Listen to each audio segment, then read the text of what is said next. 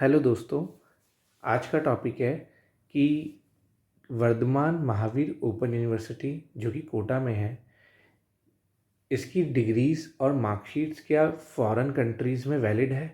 अगर कोई बच्चा वर्धमान महावीर ओपन यूनिवर्सिटी से कोई कोर्स करता है, चाहे वो पीजी कोर्सेज़ हो, यूजी कोर्सेज़ हो, MA English for example, MA English, MA Hindi, MA geography या बीएससी बीए, और यह प्राप्त करने के बाद अगर वो फ़ॉरेन में अप्लाई करना आता है, तो क्या ये मार्कशीट्स और डिग्री वैलिड है? जी हाँ, ये बिल्कुल वैलिड है। आइए कैसे वैलिड है, मैं आपको इसका प्रूफ बताता हूँ। हम सभी जानते हैं कि वर्धमान महावीर ओपन यूनिवर्सिटी एक स्टेट गवर्नमेंट यूनिवर्सिटी है and it is one of the best universities in all over India.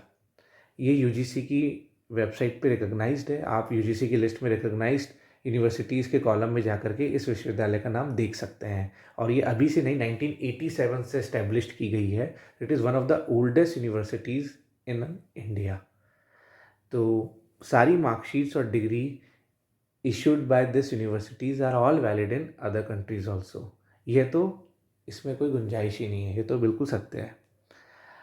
अब कोई बच्चा अगर फॉरेन कंट्री में अप्लाई करता है तो क्या क्या डॉक्यूमेंट्स उसको इस विश्वविद्यालय से लेने होंगे ताकि वहाँ पे उसका फॉर्म एप्लीकेशन रिजेक्ट ना हो।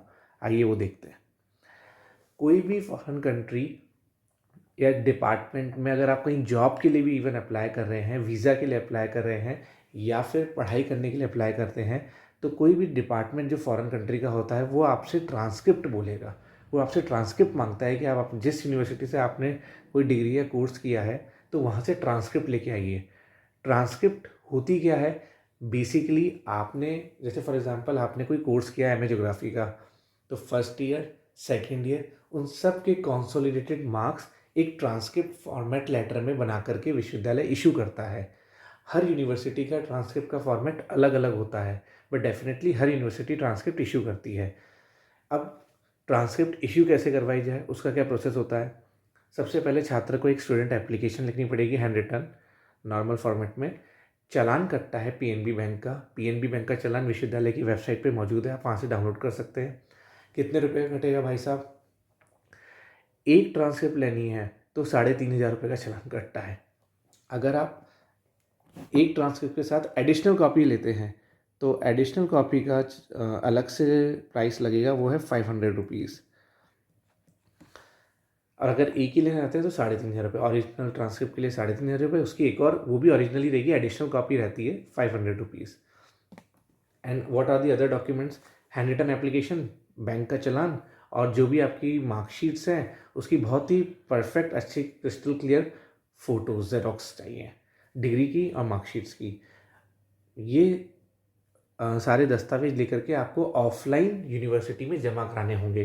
तो विद इन अ वीक आपको ये ट्रांसक्रिप्ट बन करके इशू की जाती है। अच्छा, अब होता क्या है, दो ऑप्शन है फॉरेन यूनिवर्सिटीज़ में अप्लाई करने के। एक तो कि आप डायरेक्ट वेबसाइट पे जाके उनकी अप्लाई करते हैं, दूसरा किसी ब्रोकर के थ्रू, किसी एजेंसी के थ्रू।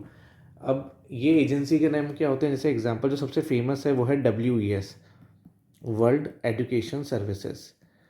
अगर आप जाएंगे, ये फेमस एजेंसीज है जो हर कंट्री के बच्चों को दूसरी कंट्रीज़ में अगर एडमिशन दिलाना हो उसका ये काम करती हैं।